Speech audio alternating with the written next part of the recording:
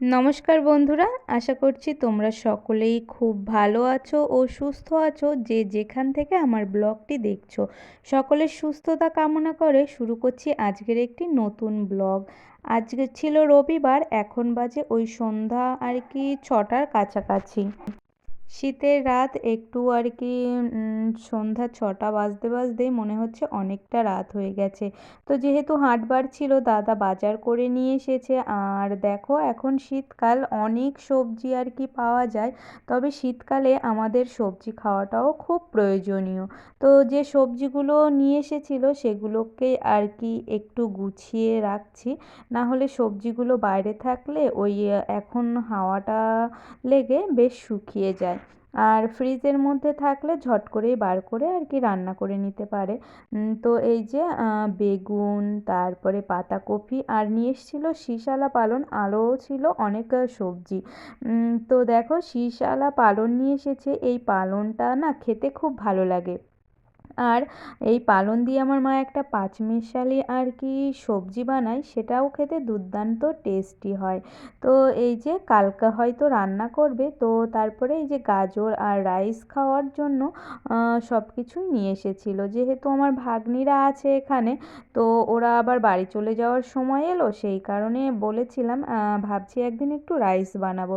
তো দিদি এখন আর আসলো না, সামনে হয়তো আসবে, তো ওদেরকে বাড়ি দিয়ে আসতে হবে, সেই জন্যই সব কিছু আনিয়ে রাখলাম। কাল আর হবে না, পরশুদিন ভাবছি একটু রাইস আর একটু চিকেন খেতে হবে। শীতের সময় তো এগুলো খেতে এমনিতেই বেশি ভালো লাগে। আবার ওদের স্কুল খোলার সময় হয়ে যাবে, সেই কারণেই আর কি বাড়িতে বেশি তাড়া করে দিয়ে আসতে হবে। আর ওরা এখানে আসলে তো বাড়ি যেতেই চায় না, কারণ এখানে দাদু, দিদা, দাদা, ভাই বোন সকলের সঙ্গে এত পরিমাণে আর কি খেলায় মেতে ওঠে যে এখানে আসলে আর বাড়িতে যাওয়ার নাম করে না। তো সে যাই হোক, তারপরে দেখো 2 রকমের মাছও ছিল, বাজার থেকে এনেছিল। তো সেটাকে এখন এই কৌটোর মধ্যে করে রেখে দেবো। সারাদিন যেহেতু মা এত কাজ করে, সেই জন্য এই সন্ধ্যাবেলাতে মাছ নিয়ে আসলে আর এখন সেটা কেটে আর ধুয়ে রাখা হয় না, ওই ফ্রিজের মধ্যে ওইভাবেই রেখে দিই। তার পরের দিন আর কি পরিষ্কার করে নেওয়া হয়। তো সেই কারণে এই যে কৌটোর ভেতরে করে এখন রেখে দেবো। আরও যেহেতু এখন একটু শীতের সময়, তো সেই জন্য মাকে আর এখন ধুতে মানা করলাম, তো এগুলো রেখে দেবো। তো তারপরেই দেখো, এই যে দাদা আবার পিকনিক করেছিল, তো আমাদেরও যাওয়ার কথা ছিল, তবে আমরা যাইনি। সেই জন্য দাদা বাড়িতে আর কি আমাদের জন্য মাংস নিয়ে এসেছে। দাদার এই ছোট ছোট ভালোবাসাগুলো আমি না পরতে পরতে করে আর কি অনুভব করি। আসলে এগুলো না মূল্য এত পরিমাণে যে সেটা বলে বোঝানো যাবে না, এই সব অনুভূতিগুলো। বাজারের সব থেকে মূল্যবান যদি কিছু থাকে, সেটা হলো ভালোবাসা। আরও দাদার কাছ থেকে এই ভালোবাসাগুলো পাওয়া অনেক আর কি ভাগ্য লাগে। সে যাই হোক, তারপরে দেখো, এটা ছিল তারপরের দিন সকাল, অর্থাৎ সোমবার। এখন বাজে সকাল 9টা। আমরা আর কি আমি, বাবা, দাদা মিলে বেরিয়েছি বাবাকে এমআরআই করাতে নিয়ে যেতে। তো আমার বাবার শরীরটা আর কি খারাপ, বলতে হাতে কি যেন একটা হয়েছে, হয়তো লিগামেন্ট আর কি ইনজুরি হয়েছে, ডাক্তার যেটা অনুমান করছেন। তো সেই কারণে এর আগেও অনেক আর কি টেস্ট করানো হয়েছে ব্লাডে, সেগুলোতে বিশেষ আর কি খারাপ না হলেও নর্মাল আছে, তবে ডাক্তারবাবু এখনও বুঝতে পারছেন না। সেই কারণে একটা এমআরআই আর কিছু টেস্ট দিয়েছি, সেগুলোই করাতে যাচ্ছি। তো এই যে সামনে দাদা আছে, আর পাশেই আমাদের আরেকটা দাদা, যে দাদা আর কি ড্রাইভ করছে, আর আমি আর বাবা। তো এখন যাব আমরা রানাঘাট সুরক্ষাতে। তো সেই কারণেই আর কি এই যে বের হয়েছি। রানাঘাট এর আগেও আমি খুব বিশেষ আসেনি, তবে যখন আমি ছোট, ওই 10-12 বছর বয়স, তখন আমার জেঠুরও এমআরআই হয়েছিল। সেই সময় একবার এসেছিলাম মনোরমাতে। তবে এটা মনোরমা নয়, এটা আমরা যাব আজ সুরক্ষাতে। তো দেখো, এই যে রানাঘাট শহরের ভেতরে ঢুকে গিয়েছি, আর এটা একটা মন্দির দেখতে পাচ্ছি। মন্দিরটা অসম্ভব সুন্দর ছিল বাইরে থেকে যতটা দেখে বুঝলাম, কিন্তু ভেতরে কোন ঠাকুরের মন্দির সেটা বিশেষ বুঝতে পারলাম না, মন্দিরের দরজাটা বন্ধ থাকার জন্য। তো দেখো, এই যে রানাঘাট স্টেশনে আর কি ক্রস করছি, আর আমার মামাবাড়ি যেতে গেলেও দুবার করে এই স্টেশন দিয়ে আর কি গেছি। তো যাই হোক, এই যে আমাদের গন্তব্যের দিকে আমরা ছুটছি, আর বেশ জ্যামই ছিল। তো সব কিছু পার করে আমরা আমাদের গন্তব্যে আর কি পৌঁছে গেছি। তো এখানে এই যে বসে আছি আমি আর বাবা, একটু বাদেই আর কি হবে, আমাদের ওখান থেকে টাইম দিয়ে দিয়েছিল, আমাদের 11টার স্লটটা দিয়েছিল, তো সেই কারণে আমরা এখানে বসেছিলাম। আর এর আগে একজন আর কি পেশেন্টের হচ্ছিল সেই জন্য। তো এই যে রিসেপশানের সামনে আমরা ওয়েট করছিলাম কখন আর কি আমাদের সময় আসবে।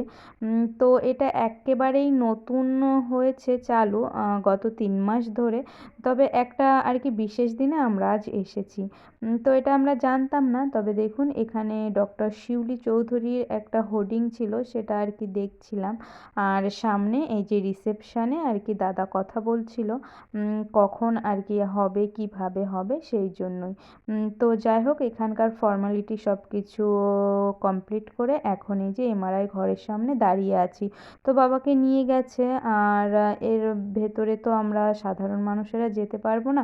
তবে জানো তো, বাবাকে এইভাবে এর আগে কখনো দেখিনি, তো ভগবানের আশীর্বাদে বাবার তেমন কিছু হয়নি। তবে এই প্রথম আর কি এরকম পোশাকে দেখে আমার ভীষণ আর কি খারাপ লাগছিল, কেমন যেন একটা অনুভূতি হচ্ছিল। সে যাই হোক, ভালো হওয়ার জন্যই এখানে এসেছে। তো দেখো এই যে বলেছিলাম আমাদের হয়ে গেছে, আর এখন এইখানে আর কি এই সুরক্ষাটার আর কি ওপিনিয়নটা আজ ছিল। গত 3 মাস চালু হয়েছে, তবে আজকে ছিল এর উদ্বোধনী। তো এখানকার ওনাররা সকলে এই যে ফিতে কেটে আর কি ঘরে ঢুকছিল, ওখানে অনেক প্রেসও ছিলেন। তো এই যে তারপরে আমাদের কাজ সব কমপ্লিট হয়ে গেছে, আর এখন ধরেছি বাড়ির রাস্তা। তো শীতের সময় চারিদিকে আর কি মাঠে এখন তাকালেই সর্ষের ফুলে গোটা মাঠময় আর কি হলুদ হয়ে আছে। তো দেখতে ভীষণ আর কি ভালো লাগছিল। আর যত দূরে চোখ যাচ্ছে তত দূর আর কি হলুদ আর হলুদ। রানাঘাটে বিশেষ ফুলের চাষও হয়, তবে আমরা যে সাইডটা দিয়ে গেছি অত ফুল চোখে বাঁধেনি, এই সর্ষে ফুলটাই পেয়েছি। তো সব কিছু দেখে শুনে এই বাড়ি চলে এসেছি বেশ অনেক আগেই। তারপরে রেস্ট নিয়ে সন্ধ্যাবেলাতে দেখো দাদা খাবার এনে দিয়েছে। তো বিশেষ খেতে ইচ্ছা করছিল না, যেহেতু জার্নিং হয়ে গেছে অনেকটাই। তো এখানে নিয়ে এসছে আর কি সিঙাড়া আর ফুচকা। তবে ফুচকাটা খেয়েছি, সিঙাড়াটা না খেলেও, ফুচকা দেখে তো না খেয়ে থাকা যায় না। আর এই যে সব কিছু মিলিয়ে আজকের দিনটি এইভাবেই কেটে গিয়েছিল। আর ভগবানের কাছে প্রার্থনা করছি বাবার রিপোর্ট যেন সব কিছুই ভালো আসে। তো সব কিছু মিলিয়ে আজকের ব্লগটি এতটুকুই ছিল। তোমাদের কোথাও যদি এতটুকুও ভালো লেগে থাকে ব্লগে, তাহলে একটি অবশ্যই লাইক করে দিও। সকলে সুস্থ থেকো, ভালো থেকো। আবারও খুব শিগগিরই একটি নতুন ব্লগ নিয়ে আসবো, ততক্ষণের জন্য আসি।